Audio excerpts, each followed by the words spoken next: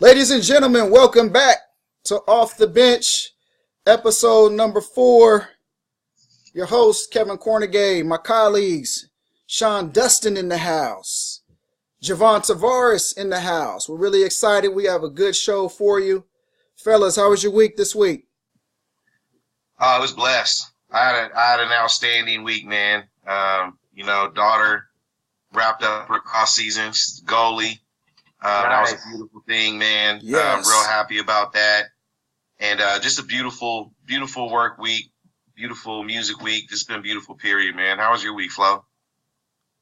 It was wonderful. It was wonderful. I'm one of the few people that it takes a whole lot for me to have a bad week. Man. It takes a whole lot for me to have a bad week. So I'm of the mindset that any time above ground on this planet is time well spent. And I didn't have any major tribulations this week. But even if I did, in knowing that, I still would say it was a good week because in order to truly live, you got to experience the tribulations so that the good times are that much sweeter. So, but that's just a long way of saying it was an uneventful week. You know what, ladies and gentlemen, you get more than just sports right there, because that's big time wisdom coming from Javon Tavares. So it's safe to say we've all had a blessed week this week. Let's jump right into it. We have a lot to cover. We're in the middle of the conference semifinals, NBA playoffs, and in particular, last night I thought was a surprising outcome to the basketball game as the San Antonio Spurs go to Houston, our Texas two-step, and they are able to get the W despite some of the adversity they're facing. Now, we have both of you on record as picking the Rockets to win Absolutely. in either 6 or 7 games. Very, very reasonable picks. Can't argue that much at all. Let me ask you, I'll start with you, Sean. If you're a Rockets fan or supporter, are you disappointed about the outcome yesterday and how the team came out, despite the fact no Tony Parker, despite the fact they still game 1 convincingly, and then they were right in game 2 all the way to mid-fourth quarter? Are you disappointed that they come out and they lay an egg last night, or is this par for the course as far as you're seeing it because it's going to be a long series? I had the series initially 4-2. Houston, and I'll still stay with that pick. I think what you're seeing is that a team that takes on the identity of their coach. Greg Popovich's teams are one of the least affected teams by change. They do a great job of drafting. They do a great job of developing players, and they do a great job of when a piece is missing or when they have to change gears, they do a great job of creating other schemes, highlighting other players, then getting different actions and going deeper in options A through, C or D on a particular play. Tony Parker, obviously his play has diminished over the past several years, most of that attributed to age. He's still a highly skilled player, and they've become increasingly less reliant on some of his skill set as the years have gone on. Kawhi controls the ball a lot more than when Tony Parker used to be ball dominant. And so you don't really see as much of an adverse effect, losing Tony Parker at this juncture just because of the percentage of time that he was effective now. Now, as far as a locker room guy, as far as his floor wisdom, as far as his wisdom and experience, you definitely miss that. You can't diminish Finals MVP and a Hall of Famer, an international Hall of Famer. So I think while they miss Tony Parker, I think they've been able to do other things to really take James Harden out of his comfort zone. Kawhi Leonard is the best on-ball defender I've seen since Gary Payton. His hands are extremely strong. They're extremely big. He makes things extremely difficult.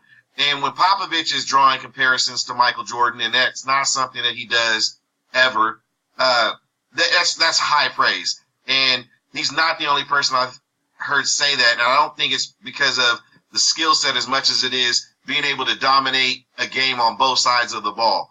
And I think this is more of what the Spurs, the adjustments the Spurs have made. He's out Xing and O'ing D'Antoni right now, and they're the team that's playing inspired basketball, rallying around their fallen star of so many decades. Javon. Yeah, I think yesterday was a little surprising from the standpoint that I don't think any of us expected San Antonio to roll it in and to quit. That's not something that Greg Popovich-led teams will do. However, I do think that Houston had a great chance on the heels of the Tony Parker injury. They had a great chance to solidify that home court status by getting a big victory on their home floor, and they just flat out didn't show up. James Harden is a magnificent player, probably going to finish in the top 2 for the MVP. He did his part. He was 14 for 28. Okay, he had 43 points or something like that. But the rest of his team didn't show up, period, point blank. And when you're at home, that's when, as Shaq likes to say, the others have to step up and give you that lift. Even if they don't give you that production on the road, at home is where they're supposed to shine. Very disappointed in Lou Williams' lack of ability to score. Ryan Anderson certainly didn't score the ball well. Eric Gordon didn't play well. And you didn't get much from Hilario Nene off the bench. So I think the Rockets had a great opportunity to make a statement. They didn't do that. I think they will win Game 4. And so we're right back to square one, where it's 2-2, and now San Antonio has home court advantage. However, I will say that I have to give credit to San Antonio, and if there was a key factor that turned the series, I would say it was Greg Popovich more than it was Houston not necessarily showing up, because they still had an opportunity to win. But I think Greg Popovich, the more we doubt him and kind of say that this San Antonio team is over the hill and they don't have enough pieces, that's when a great coach like Popovich can watch the film, can make the adjustments in terms of X's and O's, and he did make that adjustment. He started putting Kawhi Leonard on James Harden from the beginning of the game. So I felt like James Harden still performed admirably. He played well, but I felt like he had to work really hard for a lot of those baskets, and clearly his teammates didn't step up to his aid when they needed him. So I think let's give Greg Popovich a lot of credit. Let's give that San Antonio Spurs roster a lot of credit. We've been hard on LaMarcus Aldridge. He hasn't been showing up. He played well. Pau Gasol has been big, not necessarily from a points perspective, but second chance opportunities, offensive rebounds, keeping plays alive. Danny Green. There was a Danny Green sighting for one. Danny Green stepped up and hit some timely three-point shots yesterday during that game. So, and then, of course, you've got guys like Patty Mills who are getting extended minutes. Now, I've always liked Patty Mills' game. I think he's an excellent shooter. I think he gives you a lot in the way of defensive effort. I had concerns about those minutes being extended and him being able to maintain his level of energy. But he did well. So I think that San Antonio is in a good spot. But I think Houston is still in a good spot as well, because I think that the impact of the Tony Parker injury won't be felt in an immediate game afterwards. It's going to be throughout the duration of the series as the series starts to get into deeper waters. And even if San Antonio gets out of this series, they'll really see the effects going into the next series. But let's give Greg Popovich credit for making the adjustments and San Antonio for showing some heart, which we all know that they have. Sean, let me ask you this question. James Harden, can he finish a series? Or am I being too hard on him? He has a lot of career left, but do you see him as a guy that eventually will be able to finish a series that they're supposed to win? Because I look at it like they should be able to win this series. Can he finish? I think you have a legitimate concern in terms of some of his past postseason play. I think the one that people point to the most is a young James Harden in an OKC Miami Heat final where he was completely ineffective. And, you know, in some of the big games against the biggest competition, there's times he's been taken out of the game a little bit easier than you would expect him to, being how supreme of a playmaker he is. I really see him being able to finish a series. I think he's more competitive than a lot of people give him credit for, and I don't think he shies away from the moment. I think the biggest thing that I've seen with him is that he hasn't been able to be the best counterpuncher, where once certain things are taken away from him, he knows how to change. Some of the great players in the game that we've seen, great playmakers in the past, Michael Jordan obviously comes to mind, is days that his shot wasn't going on, his defense increased, or he got to the line more, or he found other ways to dominate the game outside of the things that are right in his comfort zone. Part of the big change that Pop has made, and I've seen this done against LeBron James because of his playmaking ability, is that putting Kawhi Leonard on him at the start, it's just like having a great safety or whatever. Like, you don't worry about things in the middle. Like, you know that's covered. When you have a great cover corner, it's like we don't have to worry about that side of the field. So since people are being able to stay home, he's not breaking down the defense the same way where others have to commit to him, where Ryan Anderson's of the world, Lou Williams is able to play with more freedom, Ariza. These guys aren't able to contribute when guys are staying at home on them, knowing that they have a Kawhi Leonard that even if he's going to get his 40 points, he's going to have to shoot a higher volume. He's going to have to work harder before he even gets the ball. And by the time he gets the ball, he's going to be worn down some. The attrition late in the game with somebody who has the ball as much as he does, I think Popovich likes to roll the dice and say, you know what, if we can just wear him down, make things tough, and not allow him to get everybody else involved, we have a much better chance of winning. And I think that's the adjustment you're seeing here. Javon, when Jordan, obviously the GOAT, was in his heyday, he gave you a feeling like he wasn't going to allow his team to lose. Steph Curry gave me that feeling last year, and that he just wasn't going to allow his team to lose. LeBron James gives me that feeling all the time when he turns it up. I'm starting to feel that way about Kawhi Leonard. When I'm watching games and Pop puts the ball in his hands and has him run the point, and they run that high pick and roll and he's getting into the lane, I get a feeling watching him that there's certain times he's not going to allow his team to lose. Am I overstating that? Also, would you consider him the best two-way player? Would you consider him top 3 or top 4 player in the league? Well, no question. I think you have to say that he's a top 3 or 4 player in the league. He's going to finish in the top 3 in terms of MVP this year. But no, I don't think you're overstating it when you're saying that you feel like he's not going to allow his team to lose.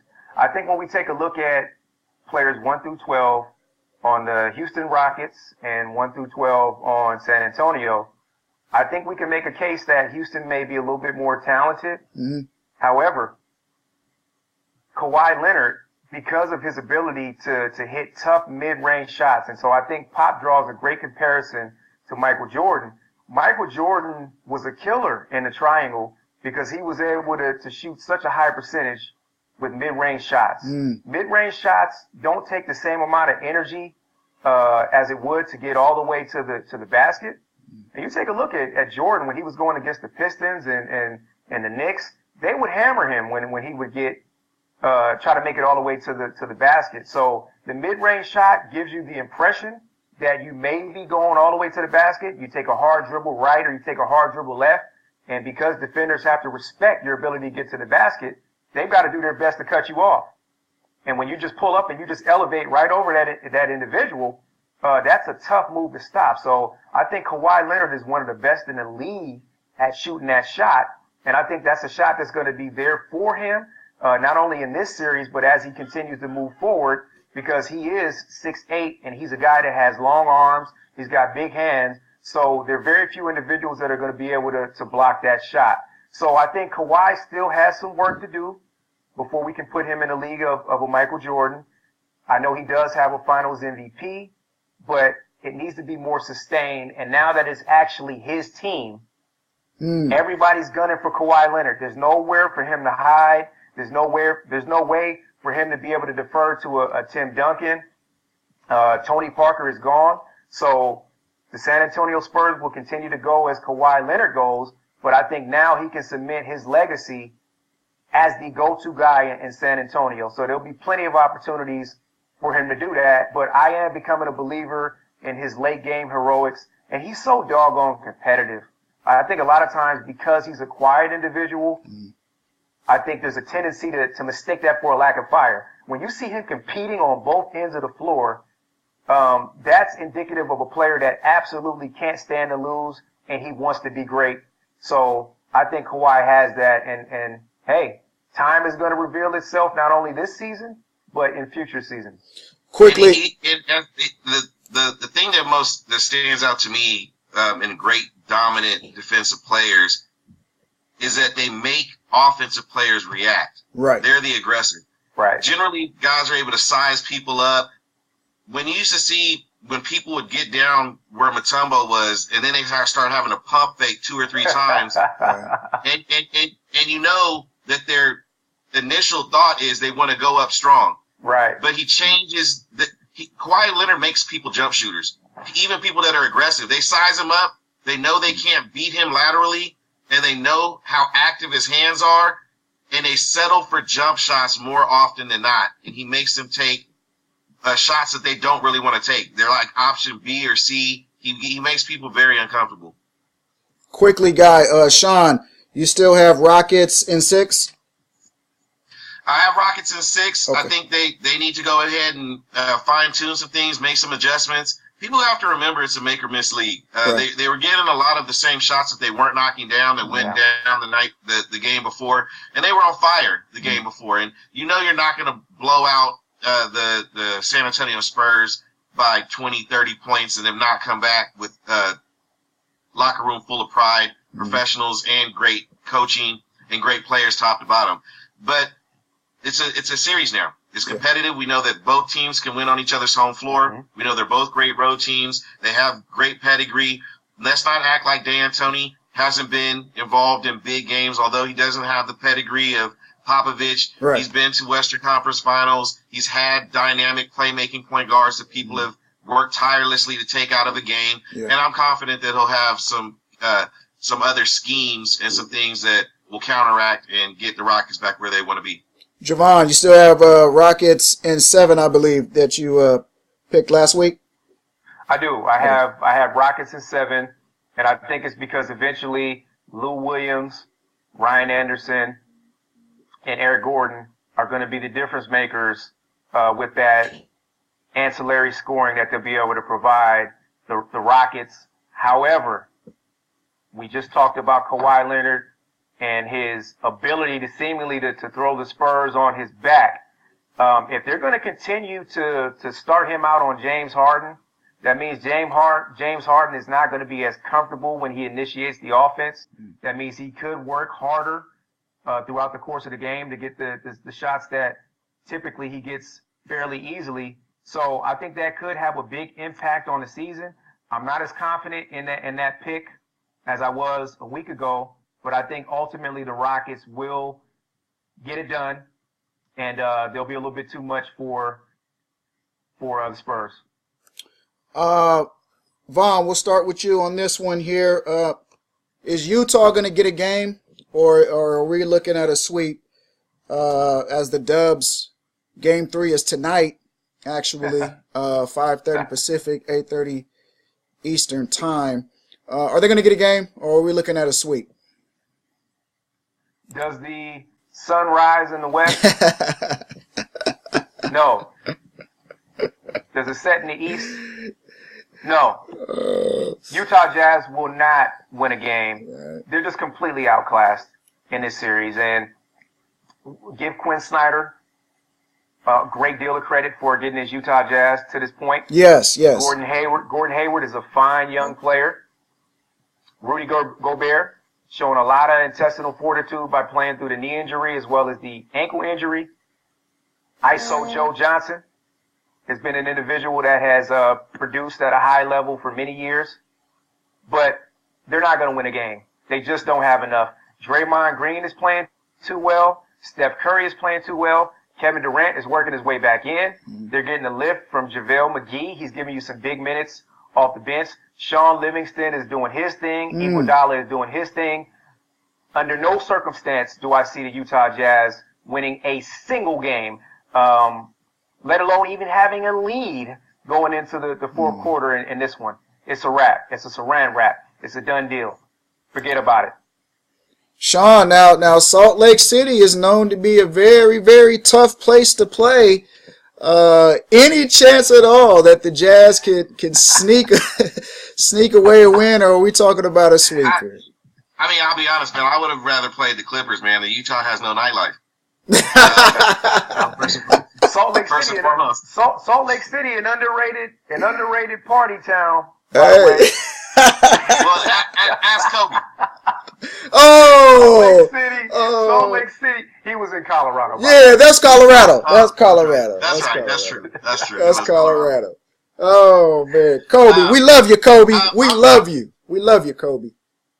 Kobe's an all-time great, and I was Colorado. I was just trying to take a shot. Okay, I'm gonna say this: Utah absolutely has 0% chance of winning a game here. They're completely outgunned. They're outcoached.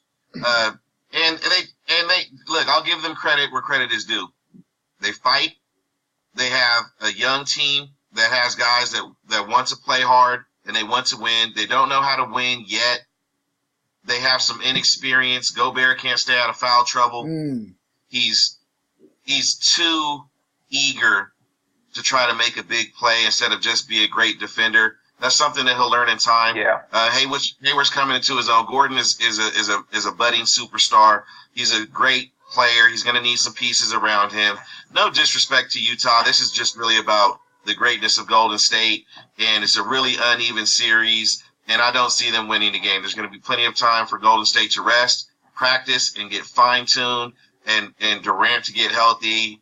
Golden State is primed to make another deep playoff run, championship-style run, and they're going to be excellent along the way. I don't see anybody giving them any trouble, let alone the hapless Utah Jazz.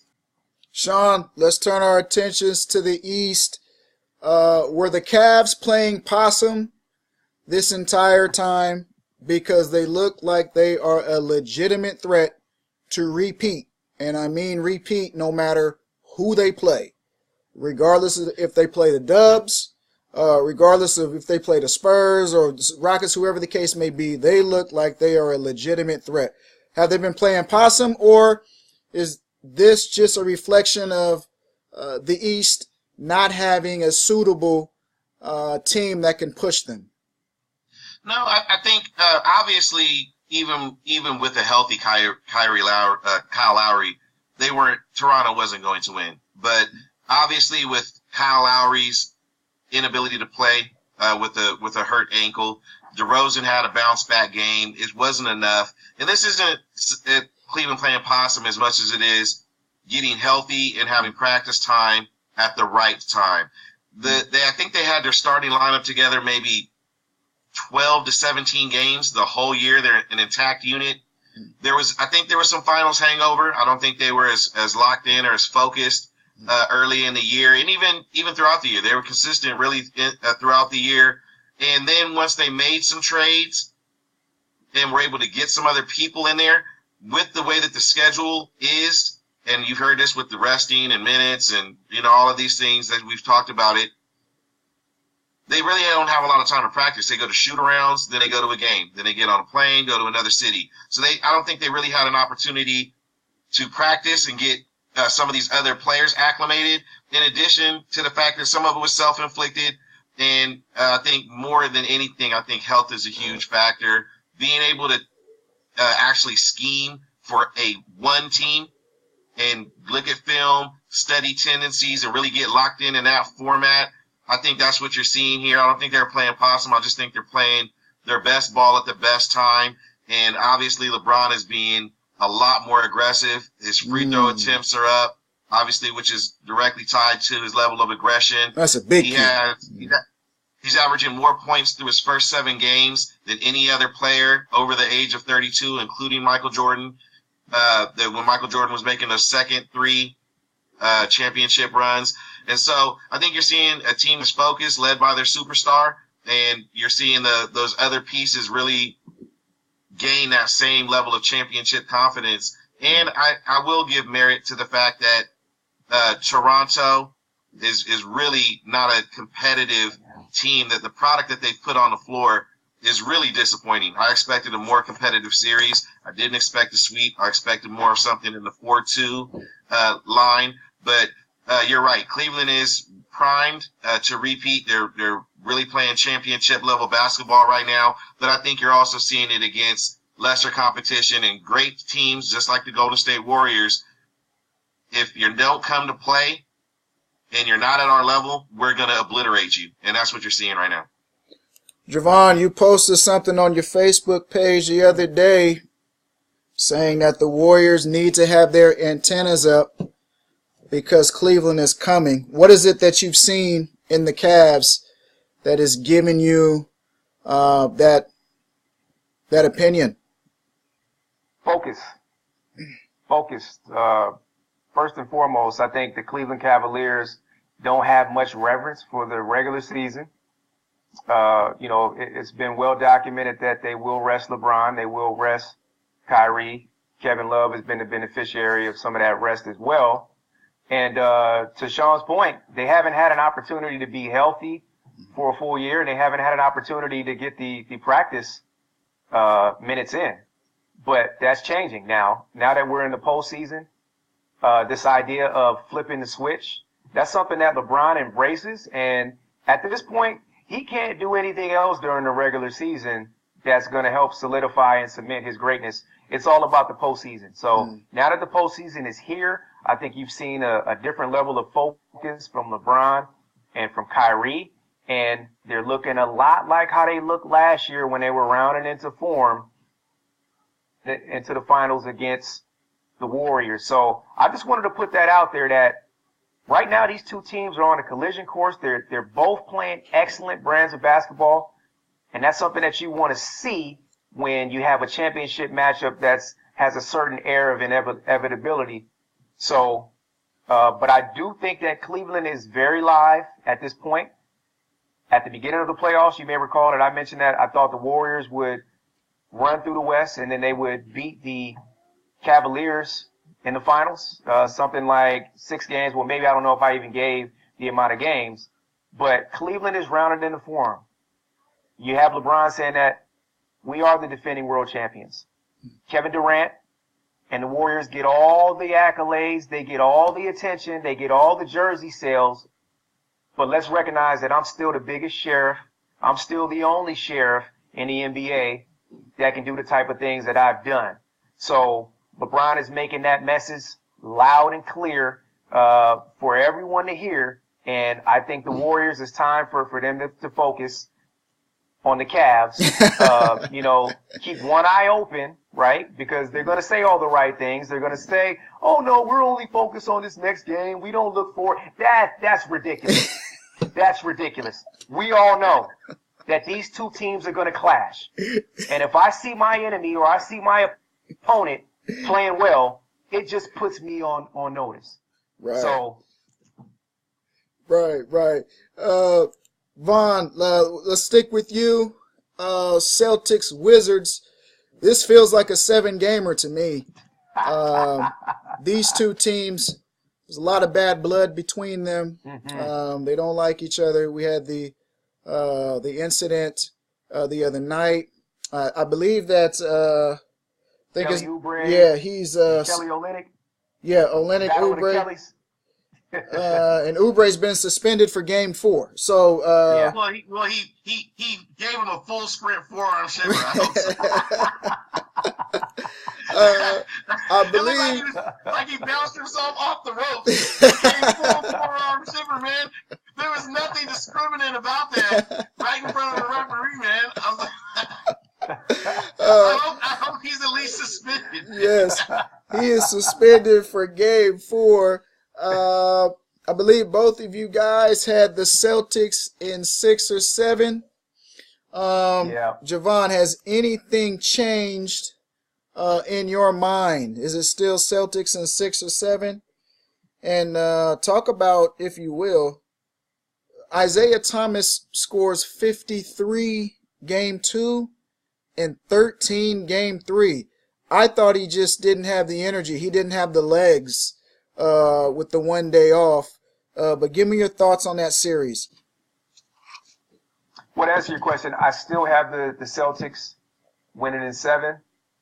I think what you're seeing right now is an extremely physical series that's starting to take its toll a little bit.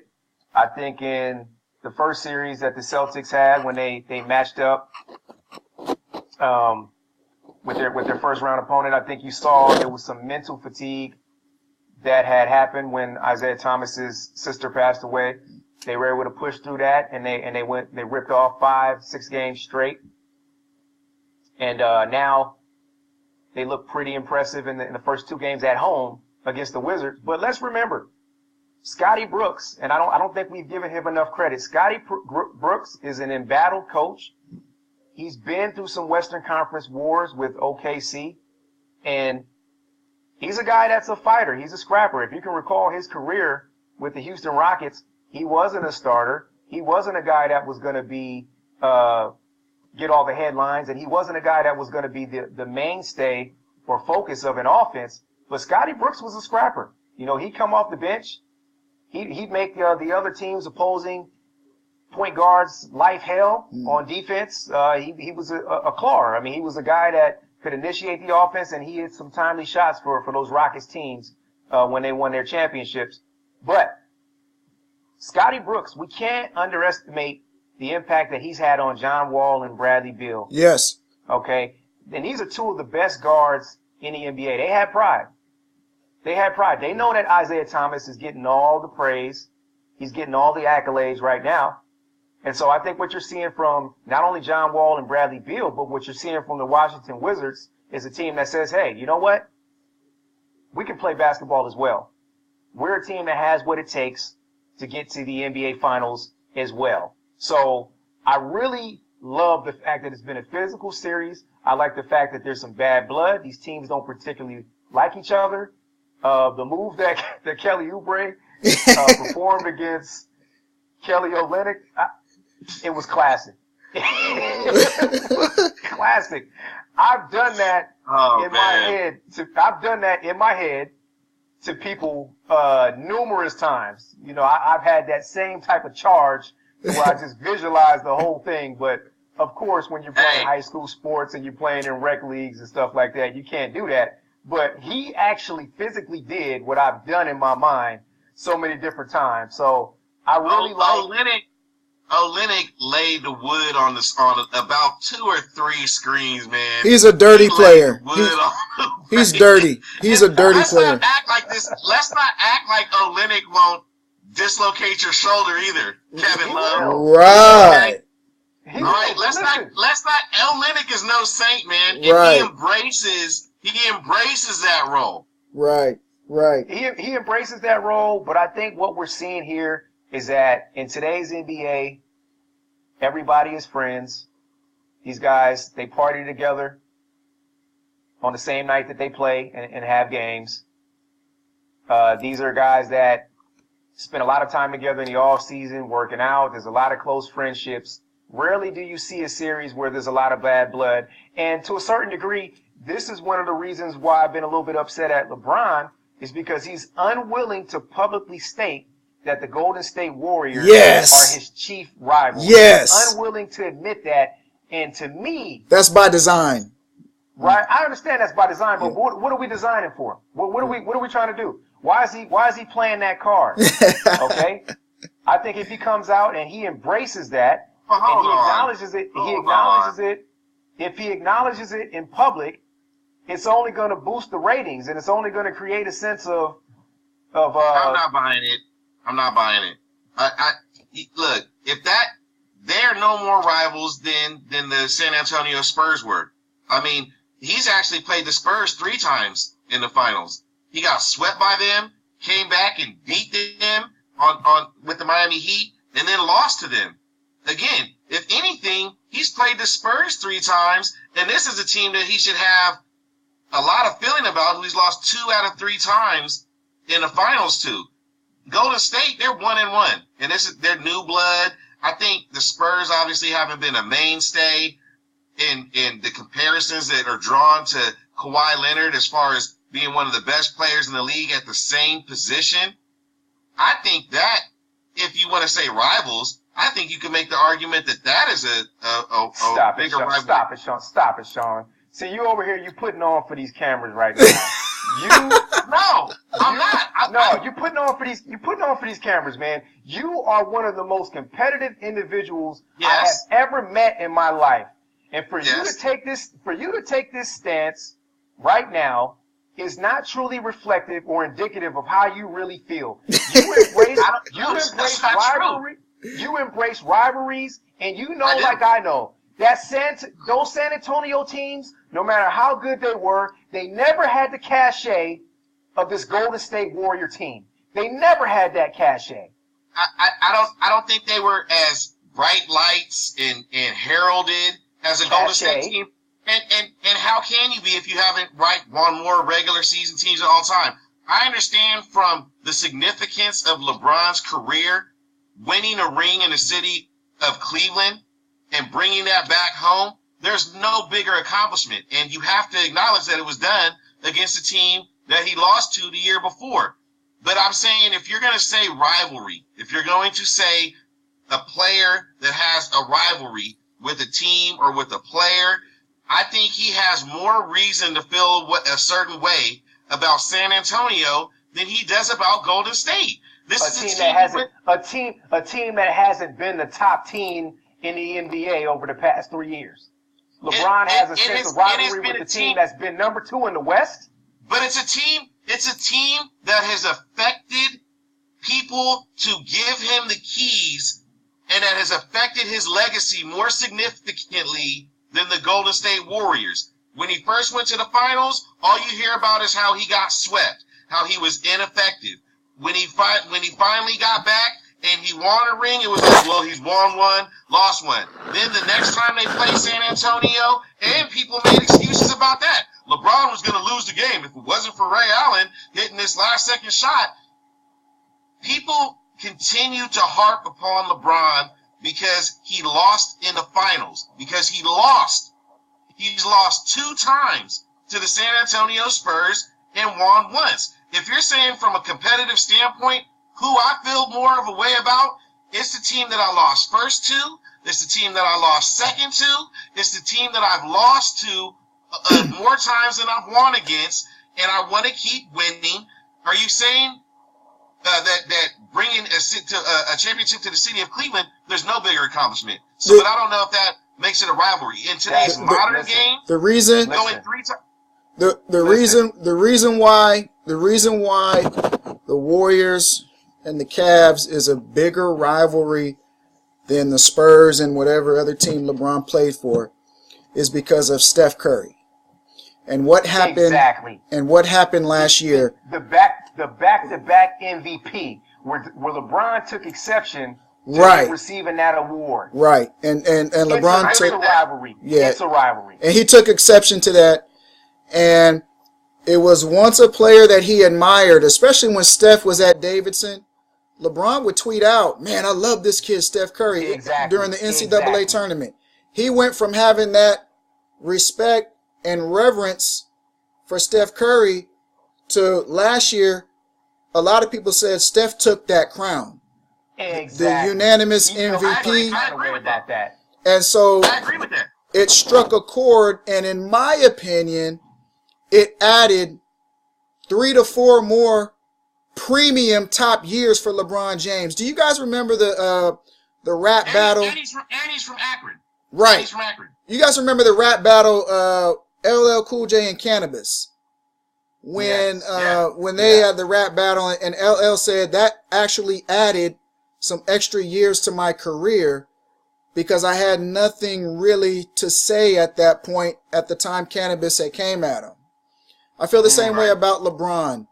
I think last year when Steph winning that MVP unanimously and everybody giving Steph the crown, he's the face of the league, the baby-faced assassin. No one's ever shot the basketball like Steph Curry. Right. Number one in merchandise sales, jersey sales, shoe sales, so on and so forth. Draymond Green. LeBron. When you have a henchman like Draymond Green on your team, okay, that's going to talk all the mess that Steph Curry might not say publicly. When LeBron had that incident with Draymond Green last year, to where the step over situation happened, we knew everything we needed to know about how LeBron felt about that rivalry. Also, Stop Klay playing us, LeBron. We're not stupid, man. Also, Klay Thompson. And Klay Thompson's talking smack too. There you go, calling them Absolutely. a baby or whatnot. It's I think with a the rivalry. Spurs, It's a rivalry. Greg Popovich has so much admiration and respect for LeBron James that it simmers down the rivalry a little bit. When Kerr is talking about LeBron James. Not in the same way. Not in the same way. Not in the same way. As an announcer, I've heard Kerr as an announcer, as a coach.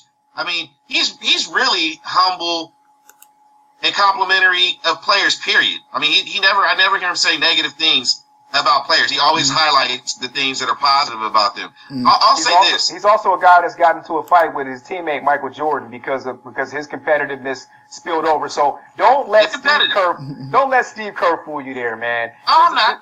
He's a fiery competitor, and again, like I said, I think teams take on the identity of their coaches, and they play inspired defense. They're known as an offensive team, but Golden State plays excellent defense. I think if you want to say that that's a viable, especially in the day of free agents and the contracts, and teams aren't going to play each other 2-3 times in a row in the finals. Right. I'll give you that. But if you're asking me from a competitor standpoint, what lights a fire in my belly? Obviously, it does when they're chirping and all of that stuff. But they beat them. They've won an equal amount of times that they've lost to the Golden State Warriors. And I think that LeBron feels they would have won the first year had they not sustained injuries to 2 of their 3 star players. And he was amazing in that series as well. So does he want to beat Golden State? Absolutely. Do I think that he looks at them as the elite team and the team that stands in the way of what his legacy is? They're absolutely right now, because he's going to have to see them probably for the next 2 or 3 years at least. But at this point in his career, if you're asking me as a competitor, what I would feel like, and I'm not LeBron James, but the Spurs have done more damage to allowing people to see him in a certain light. All that's talked about is how many finals he's lost. He's lost more than he's won. Yeah, he's no Michael Jordan because of this. And Greg Popovich and the San Antonio Spurs have more to say about that than any other franchise that he's played against. Guys, the Dallas Mavericks have something to say about that. That's one. He played them once. The Dallas Mavericks. He didn't play them 3 times. The Dallas Mavericks are the reason. Dallas are the reason that LeBron has gotten a lot of the criticism that he's received. San Antonio. I think Eastern Conference Finals, Boston comes to mind. Well, I'm talking about it at the finals level. Okay, but you're right. They lost to San Antonio. I think the first year that they played San Antonio, nobody expected Cleveland to win that. No.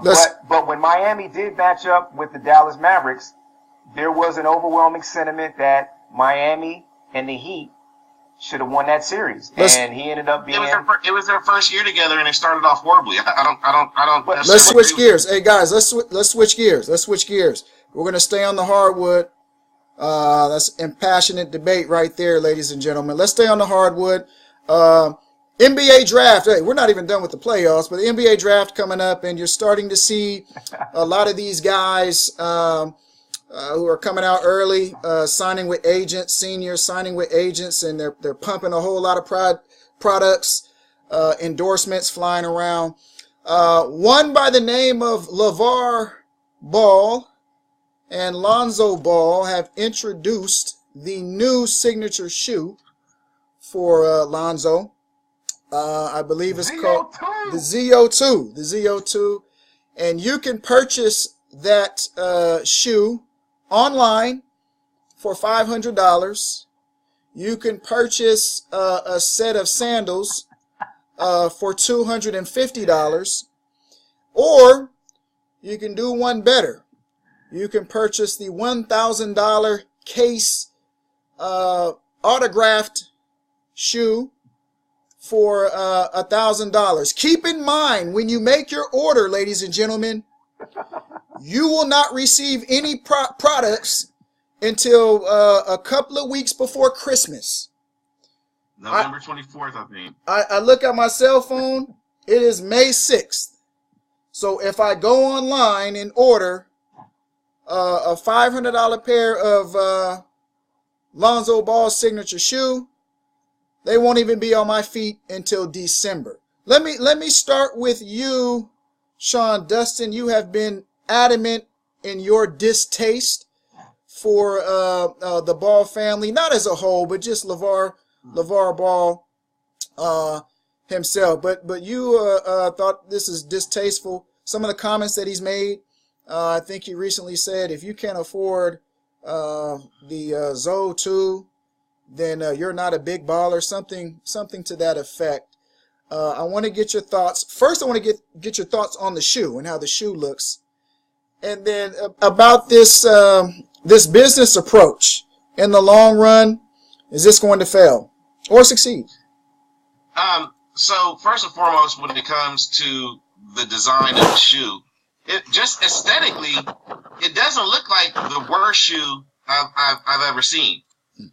What I have a problem with is that if you want to hang your hat on this big baller brand thing and that we're different, our business model's different, what we do is different, I need your shoe not to look like a Kobe 9 low. That's what I need first and foremost. I know you're an LA product. I know that you love Kobe Bryant. I know that you like UCLA. I know that you're desirous to be a Laker. What I need you to do is not have your shoe eerily mimic a Kobe Bryant signature shoe model that's already been existing. At that point, you're no different than Shaq putting elephant print on a shoe and calling it a fake Jordan 3 knockoff, but with a different logo. That's my first problem. Second problem is when you come into the shoe market, charge a price. Now, I'll agree with a sentiment that Javon has shared that this isn't the first shoe that's been inaccessible to the mass public as far as where the price point is. I mean, $200 is a lot for a working mom, for a kid or whatnot. That's already high. But you're talking about more than doubling that price, one. And number two, of all of the signature shoe models of athletes that have charged this exorbitant price, what has been associated directly to is their performance. And the price point is generally grows proportionately to the performance at a professional level. This person has proven nothing. Jordan's shoe didn't start off at 160, and it didn't just go up because of inflation. It went up because he became an MVP, the Defensive Player of the Year, a champion, and that's how he was able to make these other exclusive, elite versions of shoes that fetched $400. Here's a shoe that commemorates this special thing that happened in his career. This is the 6th championship ring. This is the Elite 5. This is the 73-point game, or whatever the case may be. I think what you're seeing here is overcompensation. I don't mind you setting a price for a shoe. You charge what you think the shoe is worth. I mean, that's really, as an entrepreneur, that is well within your right to do so. I love their ambition as a business model to look for co-branding, to create their own product, to not have to be completely reliant on a company and merely have an endorsement deal. I admire that as a business model. I think chronologically, the way that they're going about it, alienating possibly a fan base that wants to be Lonzo Ball, that has followed his collegiate career, who might not be a big baller. I just want to wear your shoe.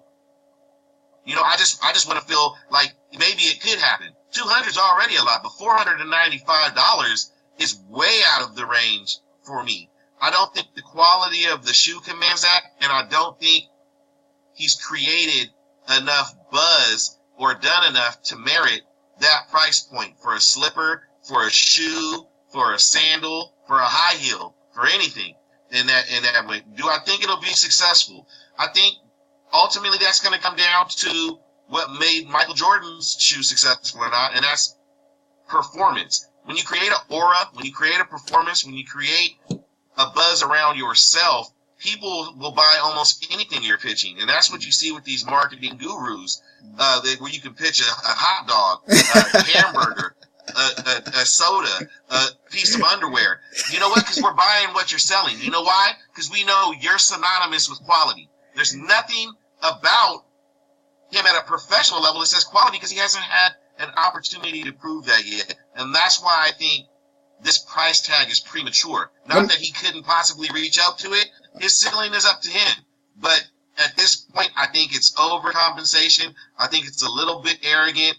And there's a difference between bucking the system, and there's a difference between putting yourself in a situation that not only will you not sell a lot of shoes, but you're not going to you're going to draw the ire of the fan bases as well. Javon,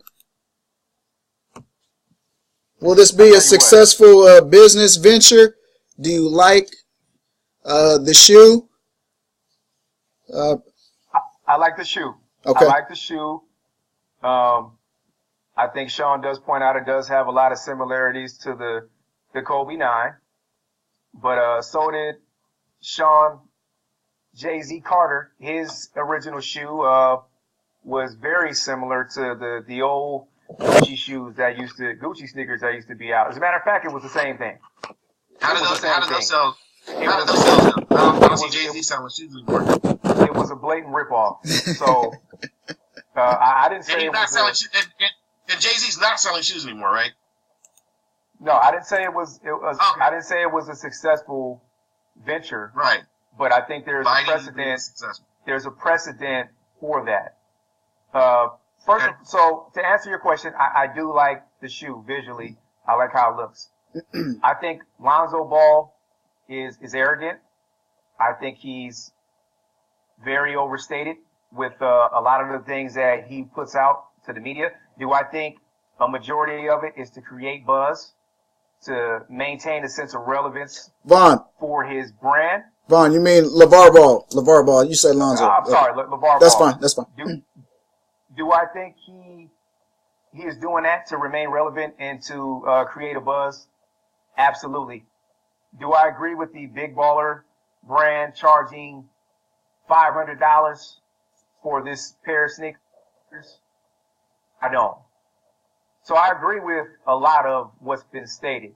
But when it comes to enterprising, when it comes to owning your own brand, when it comes to capitalizing monetarily off your name and your brand, I'm all for that. Absolutely. I see LeVar Ball's vision. I don't think he necessarily has the soft skills to bring that to fruition. So that's why you have a shoe that's going to be charged. He's going to be charging $500 for it, because they don't have the infrastructure, nor do they have the machine of a Nike or an Adidas to produce these shoes. So clearly, for this ZO2, the ZO2, they're paying more to have these manufactured. Absolutely. So I think the $500 price point reflects that. Okay. So I think from a business model standpoint, I don't think that's going to be effective. It's not, because you're effectively pricing kids that are going to be looking up to Lonzo Ball. You're pricing them out of the market. But with that said, I think LeVar Ball has been laughed at on a national stage, more so because of his outrageous statements rather than his ability to actually want to brand his family and to set something up for them so that they'll be taken care of for life. And that's what I think is wrong, okay? Because a lot of these same folks are the same folks that are going to be standing in line trying to get these exclusive Jordan releases that come out. That, you know, they get released for $200. You know, you got to go through a raffle to get a ticket, and then once you get the ticket, you know, you got to get your name called. You got to camp outside and sleep on the ground, and you know, you got to give the security guard the secret handshake and the secret wink before you have an opportunity to get a pair of shoes. And so what Jordan has done, now granted, Jordan's a legend. Make no mistake, he's a legend. He's been selling shoes for a long time. But this idea that somehow Nike and Adidas and these other companies aren't taking advantage of their demographic, which buys shoes, and let's put it out there, poor urban city kids that want to look up to these different athletes. Now, granted, everybody wears Jordans, right? Everybody wears KDs, everybody wears LeBrons, but they're mainly targeting and focusing on urban city kids that may not necessarily have the resources that other folks have. Right. That's always been the main demographic. So I don't think we can exonerate Nike of responsibility for taking advantage of kids and moms and dads spending paychecks, whole paychecks on these shoes. We can't exonerate them from that. So the big baller brand, yeah, they're charging $500 for a sneaker, but there's certain Jordans that cost $500. It is. But listen to what you're saying though. Real quick, the majority. Real quick response. Real quick. Okay. But for the majority of Jordan's career, for the first 12, 13 years of his Nike career, he had an endorsement deal. He didn't own Jordan brand. So it had to become a subsidiary till later. Jordan wasn't setting the price point on those shoes. He had input. He had input on some of the design things. But you're right. That's Nike. That's where I take exception to this, is that since you are an entrepreneur and you do understand these things, and your kids have been ones that wanted these shoes and maybe had them or didn't have them, probably did in Chino Hills, but for kids that can't, you have a lot more control over that than Michael Jordan did as somebody who was an employee of a company. Vaughn, quick response, and then we gotta move forward. Agreed. I agree. I mean, I think the way LeVar Ball goes about his business, it's not a business model that I would embrace. Absolutely not. But I do recognize the fact that he is trying to build his own brand, and I take exception to those people that try to mock him for doing that, because they've been brainwashed by Nike. I know some people that don't wear anything other than Nike. They look at me wearing Adidas and they say, "Oh, I would never be caught dead in a pair of Adidas." You know, so this is the type of marketing. This is the type of reliance on these corporate conglomerates that I'm not feeling that. I'm not feeling that. And I think, as I started to mention last week, I think LeVar Ball's message, I think it gets lost in translation because of how he brings it across and how brash and how arrogant he can be. Wow, fellas, it is already time for our final segment of the show. Last week, Sean Dustin did a brilliant job in introducing our On the Bench segment. We discussed Lonzo Ball. I think it was Lonzo Ball last week. LeVar Ball last week. And now I have the pleasure of being able to bring to you my Get on the Bench candidate. Basically, what we're doing with this segment is we're finding a story, we're finding something throughout the week that either makes us laugh, chuckle, shake our head, something like that.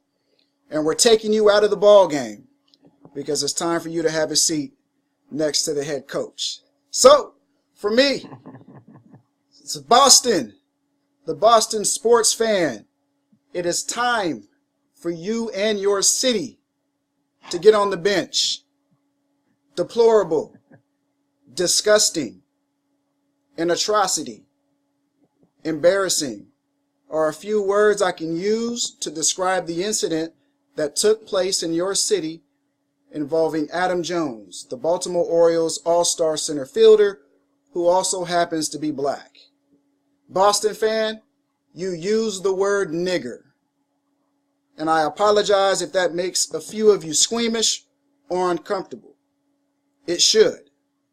I want you to hear how that word sounds in all of its ignorance. Nigger, the racial epithet thrown at Adam Jones and still cuts so deeply with many of us in the African American community. What makes you think you can use a word so vile? Is it free speech?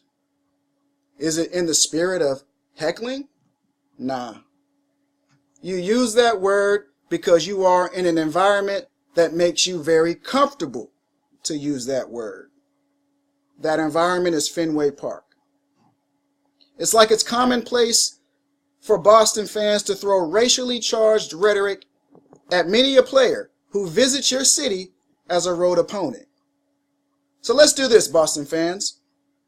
Would you be comfortable enough to come out to Oakland, California, and watch your beloved Patriots in a game at the Oakland Coliseum against the Raiders? Would you dare call Beast Mode a nigger? Not so much. You're not as tough as you think, Boston.